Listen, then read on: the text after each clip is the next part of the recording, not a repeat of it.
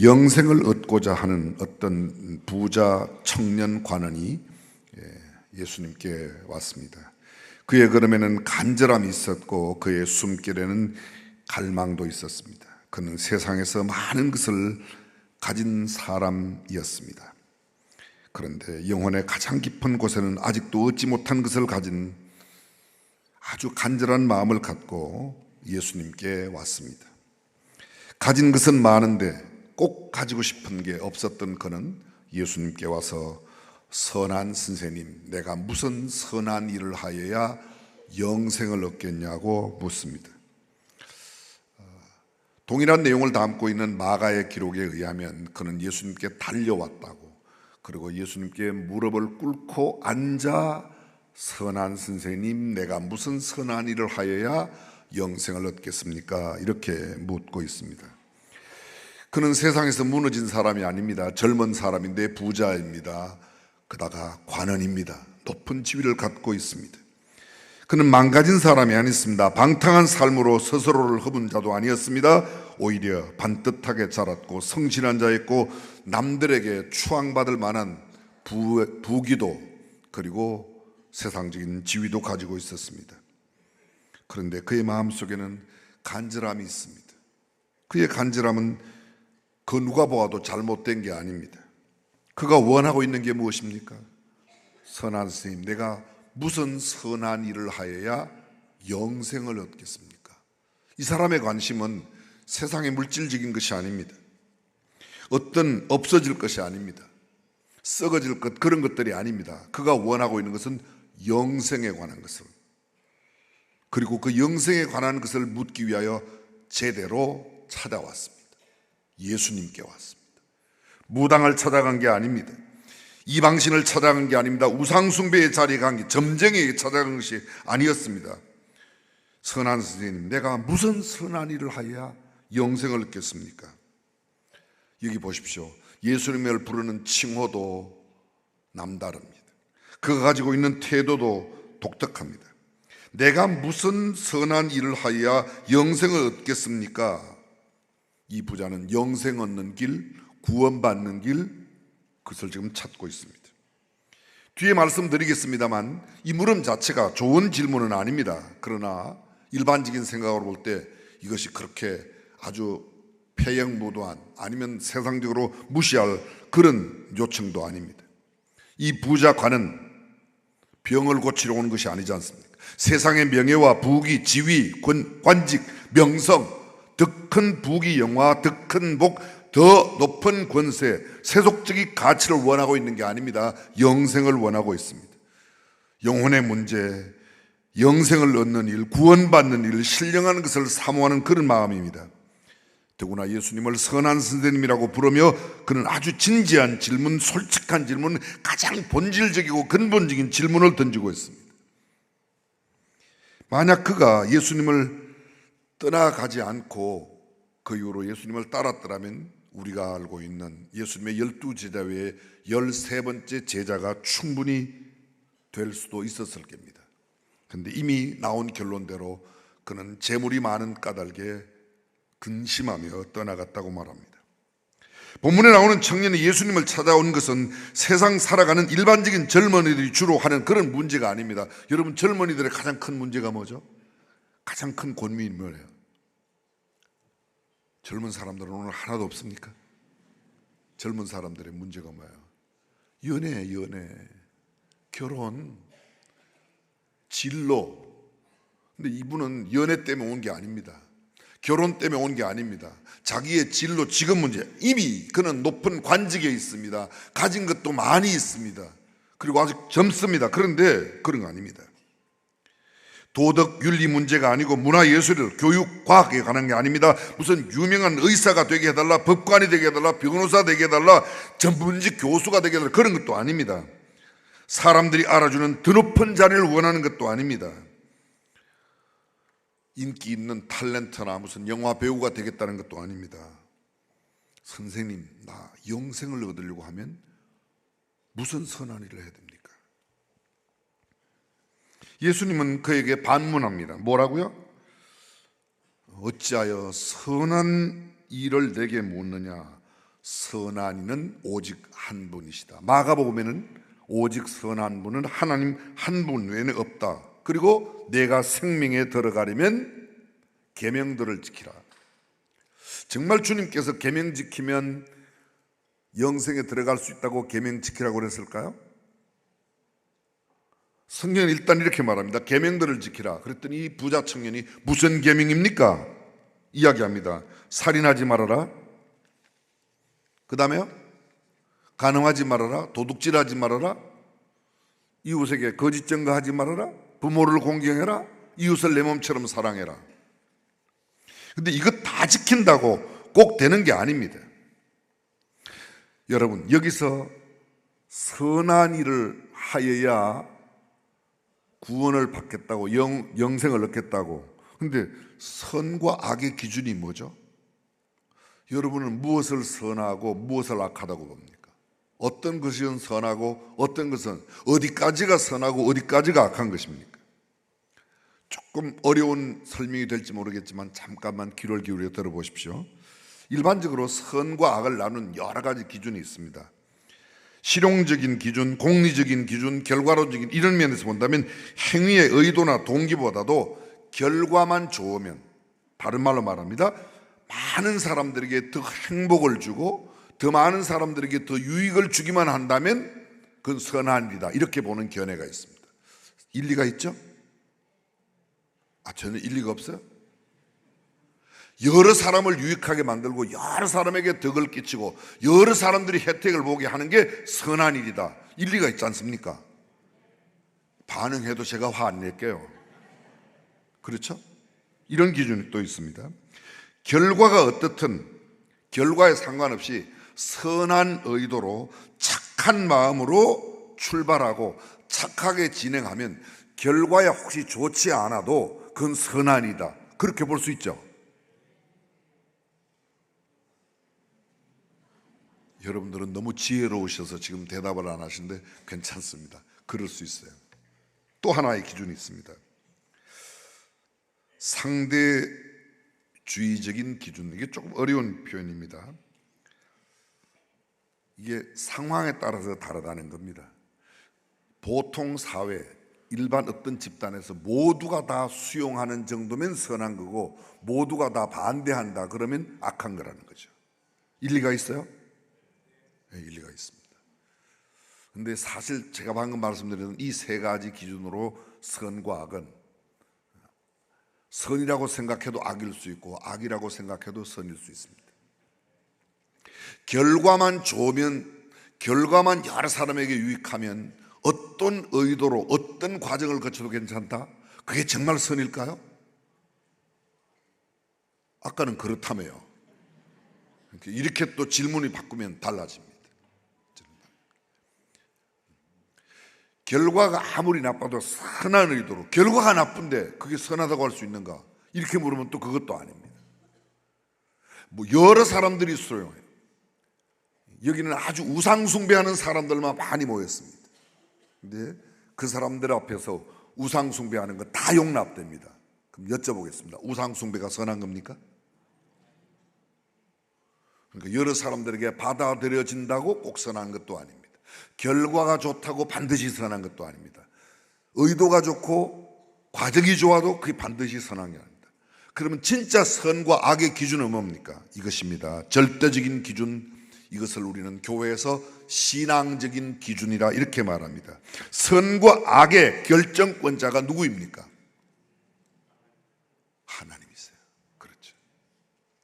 그래서 하나님이 보시기에 선하면 선하고 하나님이 보시기에 악하면 악한 겁니다. 우리 모두가 다 선하다고 해도 하나님이 그거 아니야 그러면 아닌 거예요. 우리 모두가 다 악하다고 해도 하나님이 선하다고 그러면 그게 선한 겁니다. 정말로 그렇습니다. 오늘 부자 청년에게 예수님께서 이렇게 말씀하시거든요. 너 재물을 팔아서 가난한 자들에게 다 나눠주고 그리고 나를 따라와. 언뜻 요 액면 그대로 생각하면 내가 가진 재물을 다 가난한 자들에게 팔아라. 팔아서 나눠줘라. 팔아서 나눠줘라. 그러면 영생을 얻으려면 가난해야 됩니까? 부자는 영생을 못 얻습니까? 아브라함, 이삭, 야곱에서 다 얼마나 또 요셉, 그 요셉의 형제들 얼마나 다 부유합니까? 이 단순한 가난을 요청하는 구절이 아니라는 것을 우리는 이미 또 잘 알고 있습니다. 그런데 결론은 이미 우리가 난 대로, 이미 알고 있는 대로 재물이 많음으로 근심함에 돌아갔습니다. 예수님께서 하신 말씀을 다시 한번 되짚어 보겠습니다. 내 재물을 팔아 가난한 자들에게 나누어 주고 그리고 와서 나를 따르라. 재물을 팔아서 나눠주는 것 못지않게 더 중요한 게 있습니다. 그 이후에 와서 나를 따라라. 나를 따르라. 근데 이 부자 청년은 따를 수가 없었어요. 왜요? 재물을 예수님 따르는 것보다 더 좋아했기 때문에.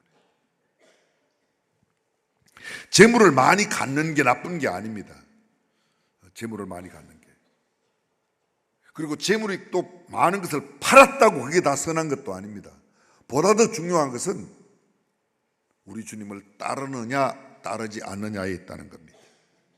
신앙적으로 방금 이야기했던 것처럼 이게 가장 객관적인 기준입니다. 그것이 절대적인 진리인가, 그것이 하나님의 뜻인가, 그것이 성경적인 말씀에 합당한가, 그것 기준 외에 다른 기준으로 선과 악을 나눌 수 없다는 거죠. 아무리 사람들에게 유익을 끼치고 모든 사람에게 도움되고 싫어하는 사람이 아무도 없다고 해도 그것이 하나님보다 더 앞서면 되지 않는다는 겁니다. 그것이 누구에게나 적용 가능해도 누가 해도 괜찮다고 인정받아도 모든 사람들이 용납해도 일반적으로 사람들은 그렇습니다. 납득이 가는 그 사람의 수입, 그 사람이 그 정도 받는 건 이해가 돼. 그렇다고 그게 꼭 선한 건 아닙니다. 그것이 우리 사회에 모든 사람들이 동의가 된다고 해서 그것이 선한 게 아닙니다. 오늘 젊은 부자 가난이 예수님을 찾아와서 무슨 선한 일을 하여야 영생을 얻을 수 있습니까? 이렇게 묻고 있습니다. 잘 들어보세요. 이 질문 자체가 문제가 있다고 처음에 언급했습니다. 왜요? 잘 들어보십시오. 믿음으로 구원을 받습니까? 행함으로 구원을 받습니까? 근데 이 부자는 지금 뭐라고 묻고 있어요? 예수님, 무엇을 행하여야 구원을 얻습니까? 질문 자체가 무엇을 행함으로 구원을 얻는 게 아닙니다. 얼마나 많은 사람들이 좋은 일을 하면, 착하게 살면, 선하게 살면, 나누고 베풀고 살면, 그렇지 않습니다. 성경적인 진리는 무엇은 선한 일을 행함으로. 왜요? 왜 그럴까요? 오늘 성경이 이렇게 말합니다. 계명들을 지키라. 무슨 계명요? 살인하지 마라, 간음하지 마라, 도둑질하지 마라. 그거요? 제가 다 행했습니다. 마가복음에 이렇게 말합니다. 내가 어려서부터 행했습니다. 이 사람은 별로 죄 지을 시간이 없었어요. 어려서부터 율법을 잘 준수한 사람이에요. 그리고 지금 아주 진지한 질문을 예수님께 가져왔습니다. 그런데 무엇을 행하여야 하냐고. 예수님께서 율법 지키라고. 그럼 율법 다 지키면 구원받습니까? 자, 이번엔 대답을 꼭 해주시길 바라요. 율법을 다 지키면 구원받습니까?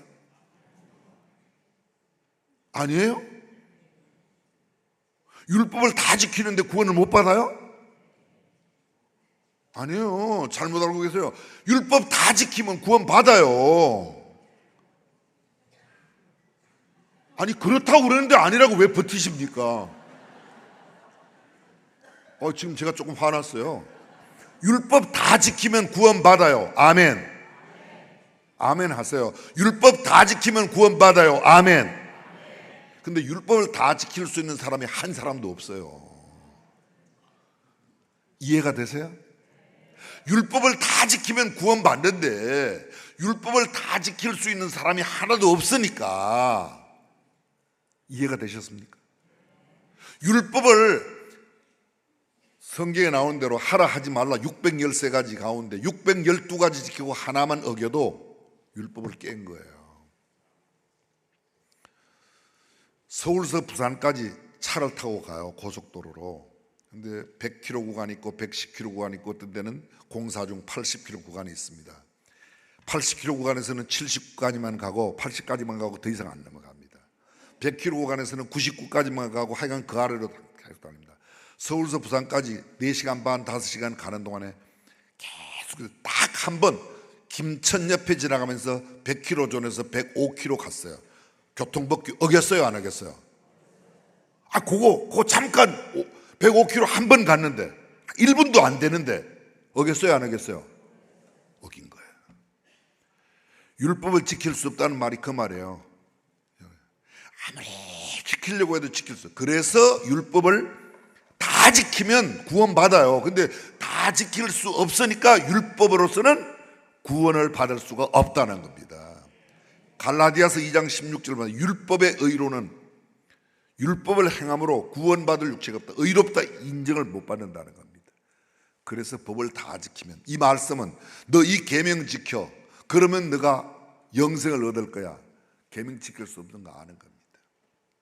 더구나 이 부자 청년에게 내가 가지고 있는 것을 다 팔아서 가난한 자들에게 나눠주고 그 다음에 나를 따라와라. 근데 이미 결론을 얻은 대로 그는 재물이 많음으로 근심하며 갔습니다. 근심하며 갔어요. 예수님을 따를까? 이거 재물을 가지고 있을까? 얼마나 갈등이 있겠습니까? 성경 본문을 가만히, 죄송합니다, 세속적인 표현 딱 째려보면 이 부자 청년의 고민이 너무 깊어요. 이거 가서 팔고 예수님을 따라가야 돼. 이거 물건, 재물을 갖고 살아야 돼. 결국은 재물을 갖고 가는데 마음속에 있는 근심은 더 있어요. 여러분 아십시오. 재물이 많으면 근심이 많습니다. 재물이 많으면 거죠. 여쭤보겠습니다. 부자가 근심이 많아요? 가난한 사람이 근심이 많아요? 잘 모르세요? 집이 없는 사람은 집이 없는 사람은 집에 불날 염려 이런 거 아무것도 안 해요. 근데 집이 있는 사람은, 돈이 많고 재물이 많은 사람은, 재물이 하나도 없는 사람은 도둑 걱정 안 해요. 염려 아무것도 안 해요. 불날 염려도 없고 걱정도 안 해요. 근데 많은 사람은 잃어버리면 어떡하, 염려 근심이 많아요. 자, 다시 한번 여쭤볼게요. 부자가 근심이 많아요? 가난한 사람이 근심이 많아요? 부자가 많아요. 근데 왜 그렇게 부자 되려고 했어요? 근심 많이 하려고. 성경은 이렇게 말합니다. 사실 누가 돈 안 좋아하는 사람 있습니까? 저 돈 엄청 좋아해요. 돈 주는 사람 저는 기억도 잘해요. 많이 주면 더 잘 기억해요. 근데 여러분, 중요한 것은 돈을 하나님보다 더 사랑하면 안 된다. 이 부자 청년이 예수님께 가서, 예수님, 내가 무슨 선한 일을 하여야 영생을 얻겠습니까? 율법을 어려서부터 다 지켜 행했는데요, 뭐가 부족합니까? 성경이 그렇게 되죠. 뭐가 부족? 아직도 뭐가 부족한 게 있습니까? 상당히 나는 자신만만했어요. 왜? 어려서부터 율법을 다 지켰으니까.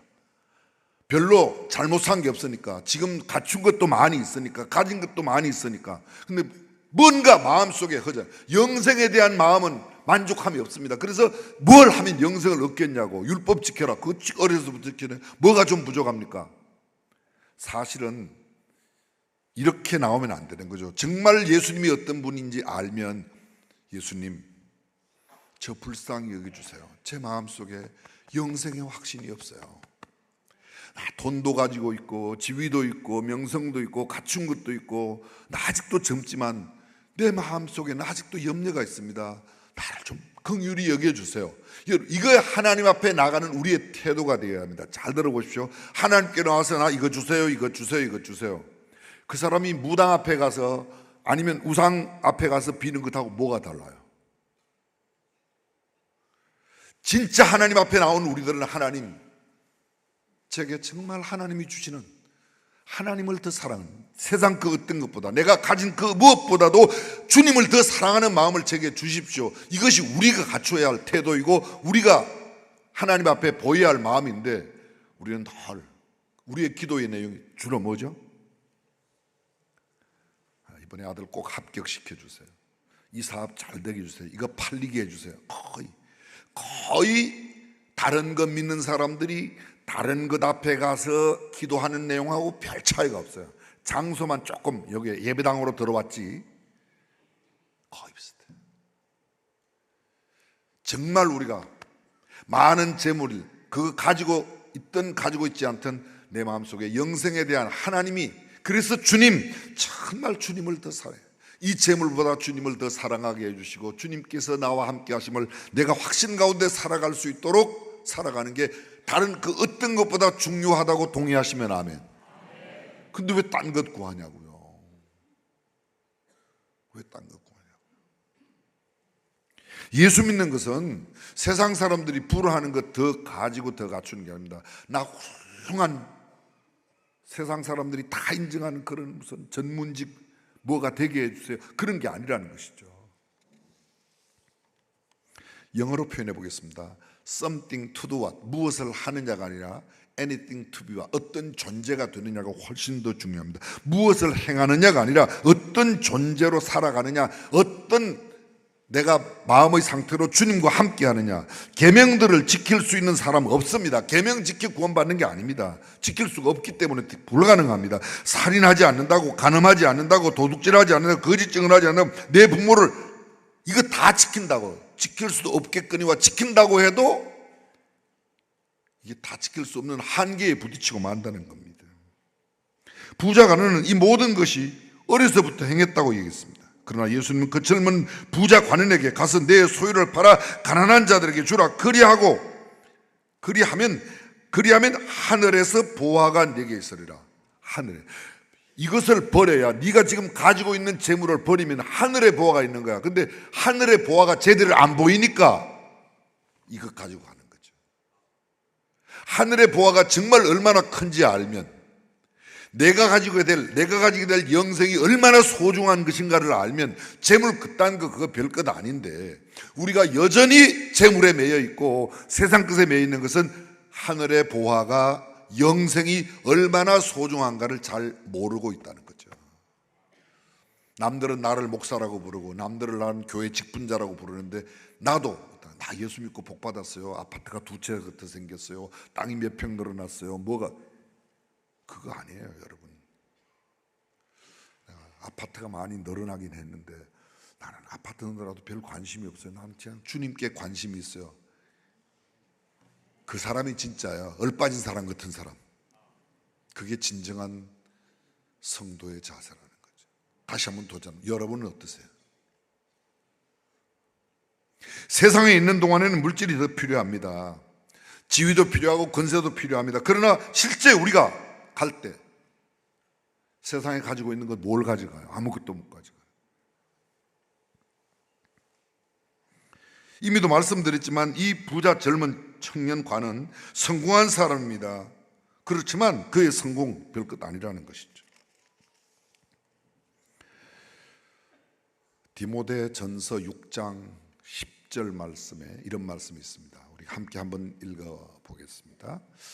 돈을 사랑함이 일만하게 뿌리가 되나니 이것을 탐내는 자들은 미혹을 받아 믿음에서 떠나 많은 근심으로써 자기를 찔렀도다. 돈을 사랑함이 일만하게 뿌리가 되나니 이것을 탐내는 자들은, 근데 이것을 탐내는 자가 오늘 하나가 있어요. 본문에 나오는 부자 관원 청년입니다. 재물이 많음으로 보십시오. 일만하게, 이것을 탐내는 자들은 미혹을 받아 믿음에서 떠나 많은 근심으로. 아까 부자가 어떻게 갔다고요? 재물이 많음으로 근심하며 가는. 재물이 많음으로 근심하며. 아무리 많은 재물이 많아도 재물 까닭에 근심하지 않을 수 있는 방법은 그 재물보다 주님을 더 사랑하면, 그럼 그게 필요한데. 내가 세상에 가지고 있는 것, 갖추고 있는 것, 내가 누리고 있는 것이 내게 힘이 된다고 생각하고 남에게 그것이 자랑할 거라고 생각하면 나는 근심에 빠집니다. 근데 내가 자랑할 게 정말 주님이고 예수님 한 분, 하나님 한 분 외에는 내가 없다고 생각하면 그거 별것 아니야. 그런 것 때문에 그렇게 흔들리지 않습니다. 좀 많이 가져도 적게 가져도 그것 때문에 그렇게 흔들리지 않습니다. 근데 그 조금 더 가지면 갑자기 내 어깨가 힘이 생긴다. 이거 지금 신앙생활 잘 못한다는 증거예요. 그러니까 그렇게 듣고 보니까 상당히 우리가 많이 해당되죠. 오늘 성경에 나오는 이 부자가 우리에게 주는 큰 도전이 있습니다. 보십시오. 이 부자 청년이 얼마나 선한 마음을 갖고 있습니까? 영생에 대한 관심이 있어요. 그죠? 예수님을 찾아왔어요. 그런데 이 부자 청년 구원받지 못했어요. 영생 소유하지 못했어요. 사람들이 이렇게 생각해요. 선한 마음, 착한 마음, 영생에 대한 마음을 가지면 내가 영생을 가진 줄로 알아요. 내가 착한 마음 가지면 내가 착한 사람인 줄 알아요. 불쌍한 사람 보고 동정하면 막 눈물을 흘리면 내가 굉장히 괜찮은 사람이 아니에요. 뻥이에요. 절대 속지 마세요, 여러분. 여러분들이 선한 마음을 많이 먹는다고 선한 사람이 아니에요. 보세요, 오늘 본문에. 이 사람은 영생에 대한 관심이 있는 사람입니다. 예수님을 찾아온 사람, 무당 찾아간 사람이 아니에요. 영생에 대한 관심이 있어요. 그러니까 예수님 뭘 해야 영생을 얻겠습니까? 근데 문제는 뭐야? 뭘 해야 영생을 얻겠다고는 내가 생각해요. 내가 무엇을 하면 영생을 얻고 내가 뭘 해야지 된다는 생각. 여러분, 우리가 참 함께 나누었어요. 구원받는 것은 뭐야? 은혜로 받는 거예요. 내가 무엇을 행함으로 받는 게 아니에요. 하나님의 일방적인 은혜로 구원이 주어지고 영생이 주어지고 천국이 주어집니다. 그걸 아는 사람은 내가 무엇을 행한 것 때문이 아니라 그렇습니다. 전적인 하나님의 은혜입니다. 현대인들 가운데 난 그런 사람 보면 참 막 불쌍히 여기는 마음이 생겨. 그리고 자기가 생각해 나는 굉장히 엄청 부드럽고 좋은 사람이라고 알아요. 아니에요, 여러분. 우리는 본래부터 악한 사람이에요. 그 마음 잠깐 가졌다고 구원받는 게 아니에요. 유일한 구원은 예수 그리스도를 구주로 영접하고 우리 주님을 주님으로 내 삶의 주인으로 모시고 사는 일에만 영생이 있습니다. 이게 구원입니다. 이게 성경입니다. 이게 진리입니다. 이게 하나님 말씀이에요. 근데 지금 착각하고 있지 않아요? 다른 종교와 다르면 나는 기독교라는 또 하나의 종교를 다른 저 사람들과 함께 다른 종교를 가졌을 뿐 정말 성경이 말하고 있는 영생을 소유하였는가를 우리가, 저는 지금 여러분에게 여러분이 교회 몇 년 다녔습니까? 여러분의 교회 직분이 뭡니까? 이런 걸 묻는 게 아니에요. 내 안에 정말 이러한 영생을 소유하고 있는 나는 그 어떤 세상 것보다 이 부자 청년이 가지고 있는 그 모든 것들보다 더 하나님을 더 사랑하고 하나님 한 분만으로 만족한 삶을 살고 있는가? 진정한 그리스도인은 그 사람이라는 겁니다. 왜 갑자기 이렇게 쫄아지셨습니까? 여러분, 예수 그리스도가 우리에게 허락하신 이 구원이 얼마나 소중하고 세상 그 어떤 그 무엇보다도 더 소중함을 아무리 많아도 다 두고 간다니까요. 아무리 높은 지위도 아무것도 아니라니까요. 재물이 많으면 뭐가 많아진다고요? 맞추셨어요. 제대로 맞추셨어요. 근데 왜 그렇게 그걸 많이 달라고 그래요? 하나님 근심 주세요, 근심 주세요. 그거예요, 그게. 하나님 물질이 많고 적은 게 상관없이 많든 적든 정말 주님 바로 사랑하고 영생의 가치를 더 소중히 여기며 살아가는 사람, 그렇게 살게 해달라고. 그래서 참된 그리스도인으로 살아가는 저와 여러분이 되시기를 주님의 이름으로